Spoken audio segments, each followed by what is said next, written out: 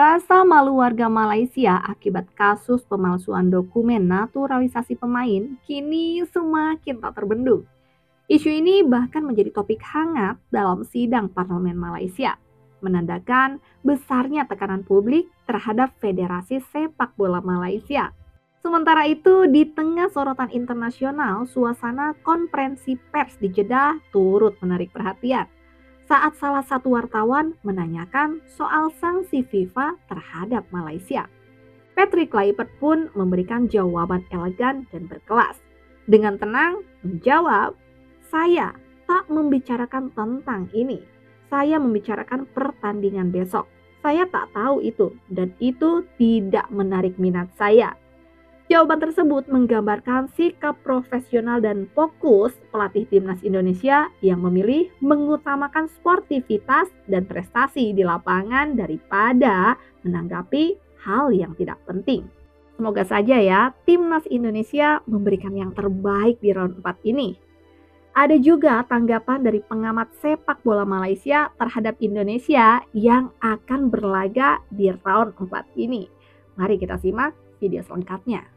No, I'm not talking about this. I'm not talking about this. I'm talking about the game tomorrow. Lebih bermaruah kalau kita kalah lawan bola tapi masih lagi menggunakan player-player dekat negara sendiri berbanding daripada kita sanggup buat kerja-kerja kotor, jujur dan amanah dalam kerja semata-mata nak naikkan ranking FIFA bola negara kita ni sehingga memalukan negara kita sendiri. Dekat Malaysia ni bukannya dah pupus orang yang pandai main bola, yang berbakat main bola. Sepah-sepah orang yang berbakat main bola dekat sekolah sukan tu juga bersepah-sepah dekat pertandingan-pertandingan bola dekat sekitar Malaysia ni yang player dia berbakat dan lebih layak menyarung jersey Harimau Melaya kita ni. Cuma sayangnya tak ada peluang dan juga kabel.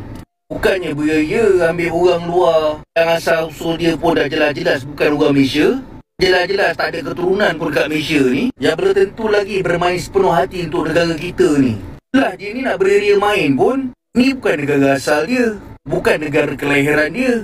Bila jadi masalah macam ni, kau jangan salahkan pula FIFA. FIFA ni cuma jalankan siasatan dan ikut undang-undang je. Salahnya adalah pihak pengurusan bola negara kita lah. Ubah itu ini, nak tipu itu ini, semata-mata nak dapat result cepat. Kami bimbang, rakyat bimbang dengan adanya sikap sebegini, ianya juga mungkin boleh menjejaskan banyak lagi projek-projek lain di bawah KDM.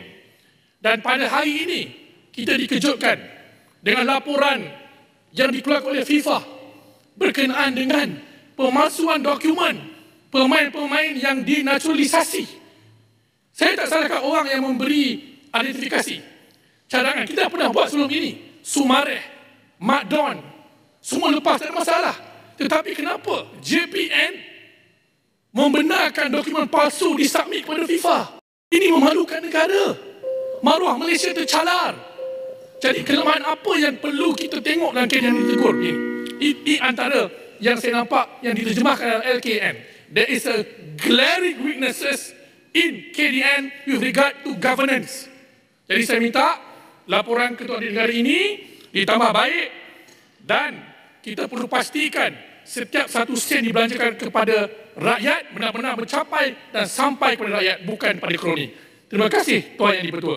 Legenda bola sepak Belanda dan Barcelona Patrick Kluivert tekad membawa Indonesia ke pentas Piala Dunia buat kali pertama sejak negara itu mencapai kemerdekaan. Mauro Zylstra dan juga Ramadan Sananta, the boy from maknanya tiada STYs Old Boys, Asnawi Mangkualam, Pratama Arhan tidak ada. Marcelino Ferdinand tak ada. Big call. Ada juga beberapa nama yang di peringkat awal kelayakan kita tidak begitu nampak bersama-sama dengan Shin Tae-yong, tetapi mereka menjadi antara pemain-pemain yang akan define the era for Patrick Kluivert. Pemain-pemain seperti Mauro Zylstra, Mark Klok tidak digunakan pakai sebelum ini. Actually, Mark Klok is a huge one because sebelum ini dia dah untuk seketika lama tidak menyarung jersey kebangsaan, but I think his performances bersama dengan Persib tahun lepas, especially memenangi bersama dengan Persib, dia dah evolve jadi a real character. Dan perkara tersebut aku rasa Patrick Kluivert in the last window ada nampak apa yang dia boleh bawa. Selain dia, even Beckham Putra, Beckham Putra bulan Jun hang tengok dia main kat Jepun untuk pertama kali. That was his first call-up for national team, kan. And ever since then he has been in mainstay lah. Dia dah jadi mainstay dah dalam team.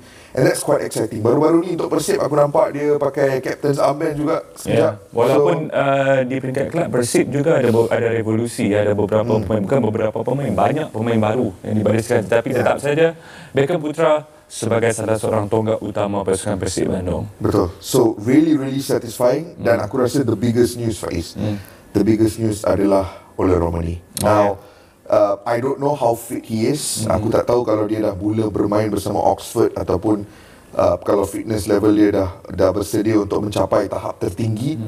But they definitely missed him in the last window. Window terakhir ini kalau kita tengok, Indonesia sejujurnya merindui kelibat seorang target man seperti Ole Romani di bahagian hadapan. So I think him coming back is a real boost untuk timnas. Itu di bahagian depan, dan kita juga ada Walsh juga Patinama. Kedua-dua pemain yang beraksi di peringkat tertinggi Asia, iaitu Asian Champions League Elite bersama dengan kelab Buriram United. And Patinama baru-baru ni impresif lawan JDT. Ya, sangat cemerlang dalam mengunci setiap gerakan serangan pasukan JDT. Baiklah, kita akan jangkakan satu perlawanan ataupun dua sebenarnya perlawanan yang sangat-sangat sengit. Sudahkah dipastikan tuan rumah untuk perlawanan ini, Kish? Masih lagi kekal Middle East kah? I think both games berlangsung di Arab Saudi. Ini yang saya pelik sangat dengan AFC. Memang HQ mereka belakang ni saja, Kish. Tapi untuk kita tanya tapi dengar macam semua benda kat Middle East ni pun semua banyak benda juga. dekat Middle East, apakah tidak ada gelanggang berkecuali di Korea, di Jepun, di Chongqing, China, kan? Kan lebih berkecuali tu. Main di Kuala Lumpur pun boleh. Main di Kuala Lumpur pun boleh. Berkecuali kan? Nak main juga di Middle East. Iraq adalah pasukan yang mengambil bahagian dalam Kings Cup baru-baru ni kan. Ada satu pemain dia yang menyepak Canatik Songkrasin, pemain kesukaan saya. Itu saya tak boleh tahan tu. Final Kings Cup lawan Thailand, siapa menang?